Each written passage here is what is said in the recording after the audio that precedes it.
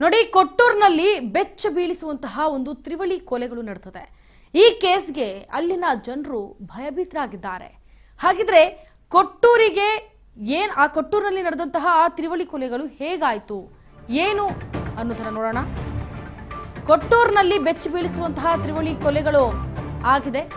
ಈ ಕೇಸ್ಗೆ ಸಂಬಂಧಪಟ್ಟಂತೆ ಕೊಟ್ಟೂರಿಗೆ ಆರೋಪ ಮಾಡಲಾಗ್ತಾ ಇದೆ. ಜೊತೆಗೆ ಅಕ್ಷಯ್ ಕರೆತಂದಿರುವಂತಹ ಪೊಲೀಸರು, ಕೊಟ್ಟೂರಿಗೆ ಕರೆತಂದಿರುವಂತಹ ತಿಲಕ್ ನಗರ ಪೊಲೀಸರು, ಎಲ್ಬಿ ಬಡಾವಣೆಯ ಮನೆಗೆ ಕರೆತಂದರು ಪೊಲೀಸರು. ಮನೆಯ ಹಾಲ್ನಲ್ಲೇ ಶವಗಳನ್ನು ಹೂತಾಕಿದ್ದ ಆರೋಪ ಕೇಳಿ ಬರ್ತಾ ಇದೆ.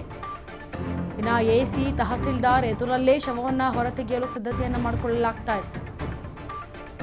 ಎಲ್ಬಿ ಬಡಾವಣೆಯ ಬಾಡಿಗೆ ಮನೆ ಬಳಿ ಬಿಗಿ ಭದ್ರತೆ ಬಂದೋಬಸ್ತನ್ನು ಮಾಡಲಾಗ್ತಾ ಇದೆ. ಜನವರಿ 27ರಂದು ತಾಯಿ, ತಂದೆ, ಸಹೋದರಿ ಭೀಮರಾಜ್, ಜಯಲಕ್ಷ್ಮಿ, ಸಹೋದರಿ ಅಮೃತ. ನಿಜಕ್ಕೂ ಇದೊಂದು ಬೆಚ್ಚಿ ಬೀಳಿಸುವಂತಹ ಘಟನೆ ನಡೆದಿದೆ ಇಲ್ಲಿ. ಯಾಕಂದರೆ ತಿಲಕ್ ನಗರ ಪೊಲೀಸರು ಕರೆತಂದಿದ್ದಾರೆ. ಒಂದು ಕಡೆ ಎಲ್ಬಿ ಬಡಾವಣೆಯ ಮನೆಗೆ ಕರೆತಂದಿದ್ರು ಪೊಲೀಸರು. ಮನೆಯ ಹಾಲ್ನಲ್ಲಿ ಶವಗಳನ್ನು ಹೂತಾಕಿದಂತಹ ಆರೋಪಗಳು ಕೇಳಿ ಬರ್ತಾ ಇತ್ತು. ಎಸಿ ಮತ್ತು ತಹಸೀಲ್ದಾರ್ ಎದುರಲ್ಲೇ ಇದೀಗ ಶವವನ್ನು ಹೊರತೆಗೆಯಲು ಸಿದ್ಧತೆಯನ್ನು ಮಾಡಿಕೊಳ್ಳಲಾಗ್ತಾ ಇದೆ. ಎಲ್ಬಿ ಬಡಾವಣೆಯ ಬಾಡಿಗೆ ಮನೆಯಲ್ಲಿ ಈಗ ಬಿಗಿ ಬಂದೋಬಸ್ತನ್ನು ಮಾಡಲಾಗ್ತಾ ಇದೆ. ಜನವರಿ 27ರಂದು ತಂದೆ, ತಾಯಿ, ಸಹೋದರಿ ಹತ್ಯೆಗೈದಿದ್ದ ಅಕ್ಷಯ್ ಭೀಮರಾಜ್, ಈಗ ಈ ಭೀಮರಾಜ್, ಜಯಲಕ್ಷ್ಮಿ, ಸಹೋದರಿ ಅಮೃತ ಹತ್ಯೆ ಆಗಿರೋದು. ಸೊ ಯಾವ ಕಾರಣಕ್ಕೆ ಹತ್ಯೆ ಮಾಡ್ದ ಈ ಅಕ್ಷಯ್ ಅನ್ನೋದು ಗೊತ್ತಿಲ್ಲ. ಆದರೆ ಹೆಚ್ಚಿನ ತನಿಖೆಯಲ್ಲೇ ಗೊತ್ತಾಗಬೇಕಾಗಿದೆ ಅಕ್ಷಯ್ ಯಾವ ಕಾರಣಕ್ಕೆ ಈ 3 ಜನರನ್ನ ಹತ್ಯೆ ಮಾಡಿದ್ದಾನೆ ಅಂತ. ಇದು ಕೊಟ್ಟೂರಿನಲ್ಲಿ ಬೆಚ್ಚಿ ಬೀಳಿಸುವಂತಹ ತ್ರಿವಳಿ ಕೊಲೆ ಕೇಸ್. ಇದು ಮನೆಯಲ್ಲೇ ಹೂತ್ನಾಕಿದ್ದಾರೆ. ಇದ್ರ ಬಗ್ಗೆ ಮತ್ತಷ್ಟು ಡೀಟೇಲ್ಸ್ ಅನ್ನ ಕೊಡೋದಕ್ಕೆ ನಮ್ಮ ಜೊತೆ ಲೈವ್ ನಲ್ಲಿ ಜಾಯಿನ್ ಆಗ್ತಾ ಇದ್ದಾರೆ ನಮ್ಮ ಪ್ರತಿನಿಧಿ ಶಾಂತ್ ಕುಮಾರ್. ಶಾಂತ್ ಕುಮಾರ್, ಇದೀಗ ಕೊಟ್ಟೂರಿನಲ್ಲಿ ಅಕ್ಷಯ್ ಎಂಬಾತನನ್ನ ಕರೆತಂದಿದ್ದಾರೆ ಪೊಲೀಸರು. ಕೊಟ್ಟೂರಿನಲ್ಲಿ ತ್ರಿವಳಿ ಕೊಲೆಯನ್ನ ಮಾಡಿದ್ದಾನೆ, ಯಾವ ಕಾರಣಕ್ಕೆ ಮಾಡಿದ್ದಾನೆ ಅನ್ನೋ ಅಪ್ಡೇಟ್ಸ್ ಏನಾದ್ರು ಕೊಡಿ.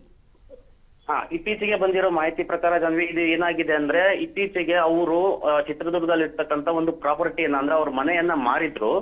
ಅವ್ರ ತಂದೆ ಏನು ಮೃತರಾಗಿದ್ದಾರೆ, ಅವ್ರ ತಂದೆ ಮತ್ತು ಅವ್ರ ತಾಯಿ ಮತ್ತು ಸಹೋದರಿ ಸೇರಿ ಮನೆ ಮಾರಿದ್ರು. ಆ ಮಾರಿದಂತ ಸಂದರ್ಭದಲ್ಲಿ 1 ಕೋಟಿ ರೂಪಾಯಿಯಷ್ಟು ಹಣ ಬಂದಿತ್ತು. ಆ 1 ಕೋಟಿ ರೂಪಾಯಿಯಲ್ಲಿ ಈ ಮಗ ಅಕ್ಷಯ್ ಈಗ ಆರೋಪಿ ಇದ್ದಾನೆ. ಈತ ಆರೋಪಿಯ ಒಂದು ವರ್ತನೆಗಳಿಗಾಗಿ ಅಂದ್ರೆ ಇವನು IPL ಬೆಟ್ಟಿಂಗ್ ಆಡೋದು ಮತ್ತು ಗಾಂಜಾ ಒಂದು ಸೇದುವಂತ ಚಟಕ್ಕೂ ಕೂಡ ಇವನು ದಾಸನಾಗಿದ್ದ ಅಂತೇಳಿ ತಿಳಿದು ಬಂದಿದೆ.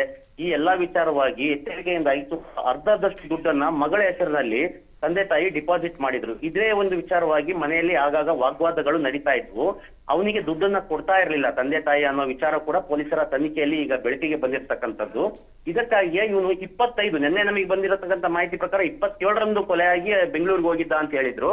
ಆದ್ರೆ ಇತ್ತೀಚೆಗೆ ಬಂದಿರೋ ಮಾಹಿತಿ ಪ್ರಕಾರ 25ರಂದೇ ಕೊಲೆ ಮಾಡಿ ಮನೆಯಲ್ಲಿ ಯಾರು ಇಲ್ಲದ ವೇಳೆ ಅಂದ್ರೆ ರಾತ್ರಿ ಹೊತ್ತು ಡ್ರಿಲ್ ಮಿಷಿನ್ ಮೂಲಕ ಟೈಲ್ಸ್ ಅನ್ನ ಹೊರ ತೆಗೆದು ಅಲ್ಲಿ ಕುಣಿಯನ್ನ ತೋಡಿ ಆ ಕುಣಿಯಲ್ಲಿ ಇವ್ರನ್ನ ಮುಚ್ಚಿಟ್ಟು ಬೆಂಗಳೂರಿಗೆ ಹೋಗಿದ್ದ. 27ರಂದು ಬೆಂಗಳೂರಿಗೆ ಹೋಗಿ ಅಲ್ಲಿ ತಿಲಕ್ ನಗರ ಪೊಲೀಸ್ ಠಾಣೆಯಲ್ಲಿ ನನ್ನ ತಂದೆ ತಾಯಿ ಮತ್ತು ಸಹೋದರಿ ಜಯದೇವ ಹಾಸ್ಪಿಟ್ಲಿಗೆ ಬಂದಿದ್ರು. ಆದ್ರೆ ಅಲ್ಲಿ ಅವ್ರು ಕಾಣೆ ಆಗಿದ್ದಾರೆ, ಅಲ್ಲಿಂದ ಮಿಸ್ಸಿಂಗ್ ಆಗಿದ್ದಾರೆ ಅಂತೇಳಿ ಅವರು ಹೋಗಿ ಅಲ್ಲಿ ಕಂಪ್ಲೇಂಟ್ ಅನ್ನ ಕೊಡಕ್ ಹೋದಾಗ ಅನುಮಾನಗೊಂಡಂತ ಪೊಲೀಸರು, ತಿಲಕ್ ನಗರ ಪೊಲೀಸರ ವಿಚಾರಣೆಯಿಂದಾಗಿ ಈ ವಿಚಾರವಾಗಿ ಬಯಲಿಗೆ ಬಂದಿತ್ತು.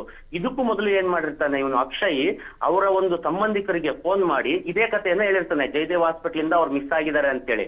ಅವ್ರ ಚಿಕ್ಕಪ್ಪ ಇರ್ಬೋದು, ಅವ್ರ ಸಹೋದರಿ ಅಂದ್ರೆ ಮಲ ಸಹೋದರಿ ಇರ್ಬೋದು, ಅವ್ರಿಗೆಲ್ಲ ಇದೇ ಮಾತನ್ನ ಹೇಳಿರ್ತಾನೆ ಅವನು. ಹಾಗಾಗಿ ಅವರು ಕೂಡ ಆತಂಕಗೊಂಡಿರ್ತಾರೆ. ಆದ್ರೆ ಪೊಲೀಸರ ತನಿಖೆಯಿಂದ ಇದು ಗೊತ್ತಾಗಿದೆ. ಈಗ ಪೊಲೀಸರು ಅವನ ಕೊಟ್ಟೂರಿನ ನಿವಾಸಕ್ಕೆ ಏನು ಘಟನೆ ನಡೆದಿದೆ ಆ ಒಂದು ನಿವಾಸಕ್ಕೆ ಕರೆ ತಂದಿದ್ದಾರೆ. ಪೊಲೀಸರು ಸ್ಥಳದಲ್ಲೇ ಮುಖಾಮೂಡಿದ್ದಾರೆ. ಬೆಂಗಳೂರಿನ ತಿಲಕ್ ನಗರ ಠಾಣೆಯ ಪೊಲೀಸರು ಕೂಡ ಅವನ್ನ ಕರೆ ತಂದಿದ್ದಾರೆ. ಸ್ಥಳಕ್ಕೆ ವಿಜಯನಗರ SP ಜಾನ್ವಿ ಅವರು ಇರ್ಬೋದು, DYSP ಇರ್ಬೋದು, ಎಲ್ಲರೂ ಸ್ಥಳದಲ್ಲೇ ಮುಖಾಮೂಡಿದ್ದು ಈಗ ಆರೋಪಿಯಿಂದ ಅಲ್ಲಿ ಮಹಾಜರ ಪ್ರಕ್ರಿಯೆ ಈಗ ಪ್ರಾರಂಭವಾಗ್ಲಿಕ್ಕಿದೆ. Janvi. Shanth Kumar, thank you so much ನಿಮ್ಮೆಲ್ಲ ಡೀಟೇಲ್ಸ್ಗಾಗಿ.